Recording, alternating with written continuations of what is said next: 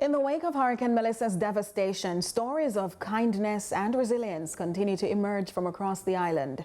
In Clarendon, one father and son duo is being hailed for their good deeds, helping residents in the northern sections of the parish regain internet connectivity and reconnect with loved ones. Our reporter Akeem Oret has more on their mission of hope. The northern sections of Clarendon are still struggling to recover from the destruction left behind by Hurricane Melissa. Power lines are down, roads destroyed, and many are left cut off from communication. But for one man and his son, this was the time to step in and make a difference. I drive around with the internet on my car.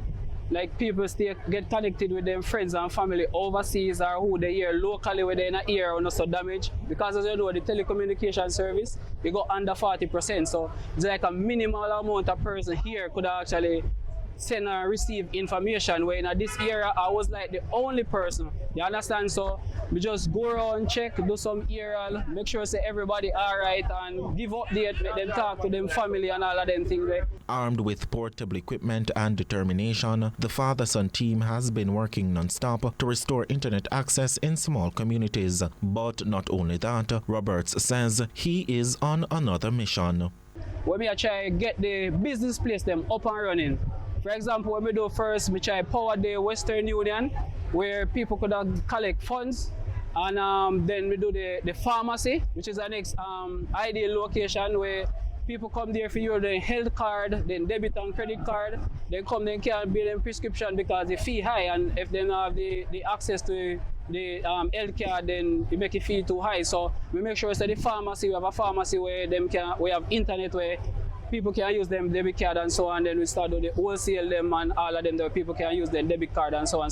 However, their mission wasn't without challenges. Roberts recalls a tense moment when, while trying to help a friend restore internet access, he encountered a setback. And we couldn't reach our gate. Roadblock, GPS, post drop down in our road, and when we look, all of you are stop gone.